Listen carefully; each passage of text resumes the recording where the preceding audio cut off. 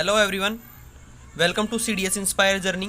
अभी रिसेंटली में जो न्यूज़ आई है, जो हमने इन लॉकडाउन में जो परिस्थितियों का सामना किया, मतलब टेक्नोलॉजी में जो हमें जो चीज़ें चाहिए, टेक्नोलॉजी को मतलब हैंडल करने के लिए जो चीज़ें चाहिए, उन सब की जो कमियां महसूस की हमने देखा होगा। यदि आपने भी देखा होगा, आपने कोई गाड़ी या लैपटॉप वगैरह कुछ भी परचेज किया है, या तो वो महंगी मिली है या हमें उनकी वेटिंग में अपॉइंटमेंट मिली है, ऐसा कुछ हुआ है। वो क्यों हुआ है?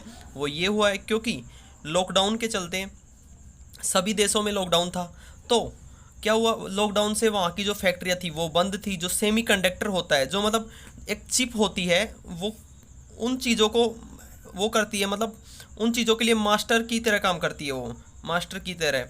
तो उन चीज़ों से ही वो डायरेक्शन ले पाते हैं, जिससे हमारी चीज़ें ना प्रॉपर वर्क कर पाती हैं। प्रॉपर क्या, वर्क ही उनकी वजह से कर पाती हैं।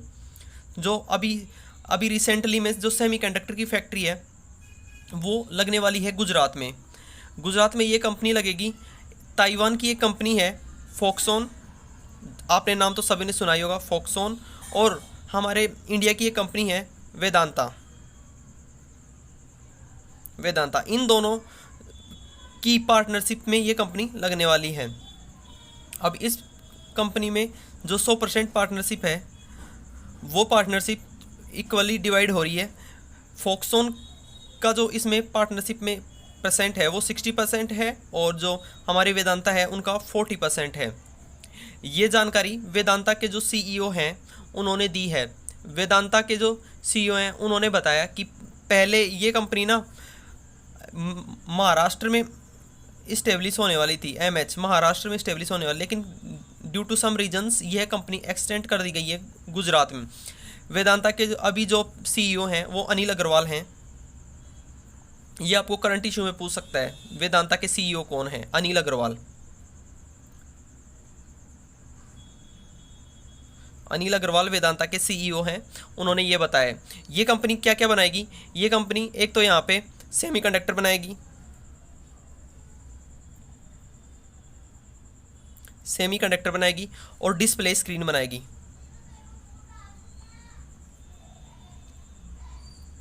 डिस्प्ले स्क्रीन जिनकी जनरेशन 9th और 8th दोनों ही कैटेगरी की सेमी कंडक्टर्स, और वह डिस्प्ले जिनकी जनरेशन 9 और 8 होगी। जनरेशन 8th व 9th की स्क्रीन्स ये कंपनी यहाँ बनाएगी, मैन्युफैक्चर करेगी।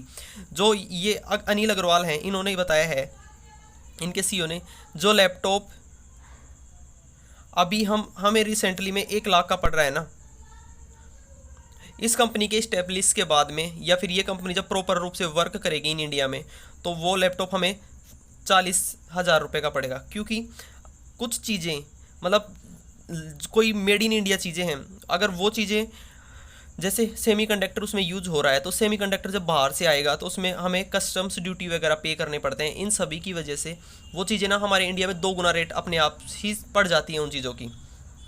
इसलिए अगर ये चीज़ें हमारे देश में मैन्युफैक्चर होंगी तो इन्हें मतलब थोड़ा सस्ता पड़ेगा, और जिससे कस्टमर्स तक चीज़ें आसानी से प्रोवाइड करवाई जाएंगी।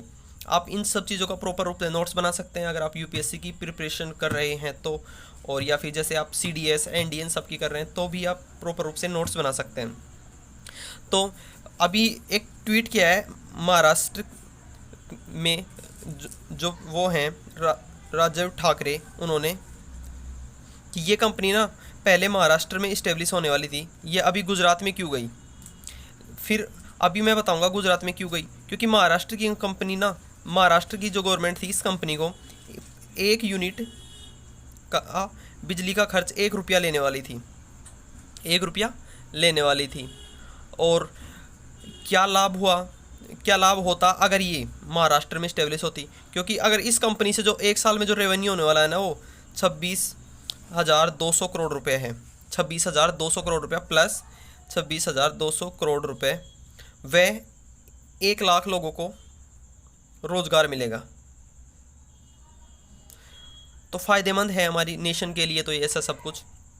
अभी मतलब इन सेमीकंडक्टर की दौड़ में ना हमारे जो PM साहब हैं, उन्होंने भी, PM साहब ने, हमारे जो मोदी जी हैं, उन्होंने $10 बिलियन का पैकेज अनाउंस किया है कि सेमीकंडक्टर कंपनीज मतलब इंडिया में आएँ और सेमीकंडक्टर बनाएं, जिससे हम उन्हें मतलब उनकी सहायता करेंगे इस्टेब्लिश होने में।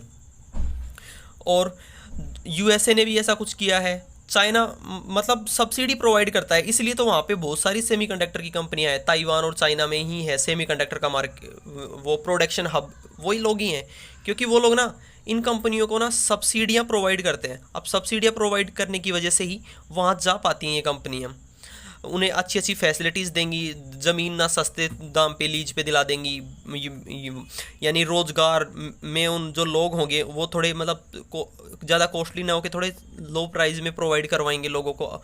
मतलब ऐसा सब कुछ करते हैं जिसके कारण, और फिर उन्हें सब्सिडियाँ दी जाती हैं। अभी हमारे मोदी जी ने भी $10 बिलियन हैं वो सब्सिडी के लिए अनाउंस कर दिए हैं। अभी आपने देखा होगा यूएसए ने भी चिप कंपनियों के लिए, चिप मेकिंग कंपनियां हैं, चिप मेकिंग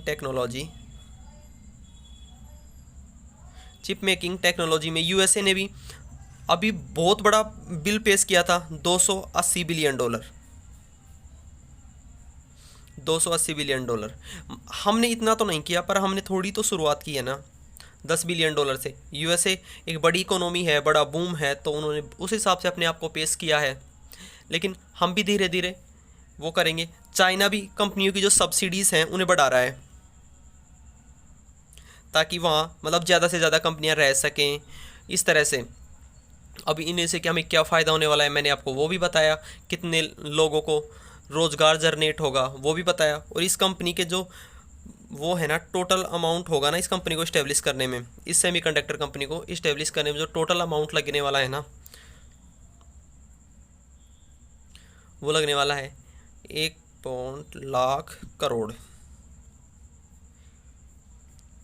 154 लाख करोड़ रुपए लगने वाले हैं। देख लो कितना बड़ा अमाउंट है और किस तरह से है। अब जैसे हमारे इंडिया में यह मैन्युफैक्चर स्टार्ट होगा तो हमें चीज़ें मतलब हमें खुद को फ़ायदा होगा उन सब चीज़ों से। हम उन सब चीज़ों को देखते हुए हमारे देश को ना आगे मतलब बढ़ने में थोड़ा हेल्पफुल होगा, क्योंकि कितना तो रेवेन्यू जनरेट होगा, 26,200 करोड़ रुपए, वो तो एक कंपनी से है।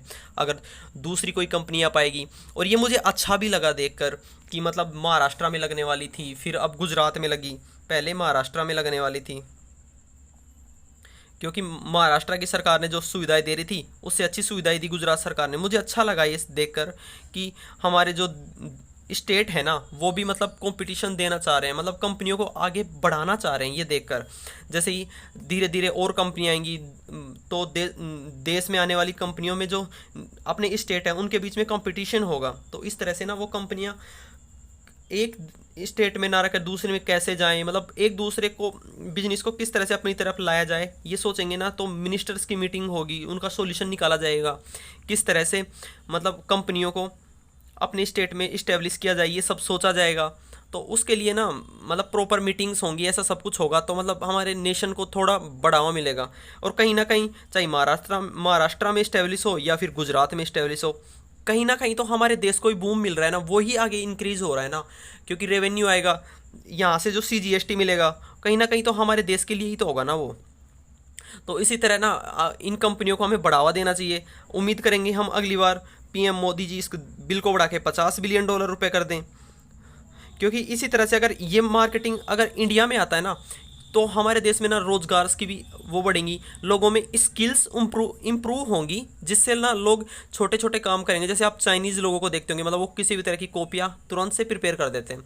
और चाइना एक तरह से ना मार्केटिंग हब है बहुत बड़ा, और हम उसको खपाने वाले हब हैं, मतलब उस चीज़ को हम मंगवाते हैं। अगर वो चीज़ें हम ना मंगवाएंगे तो हमारा जो फॉरेक्स जो वो बढ़ेगा।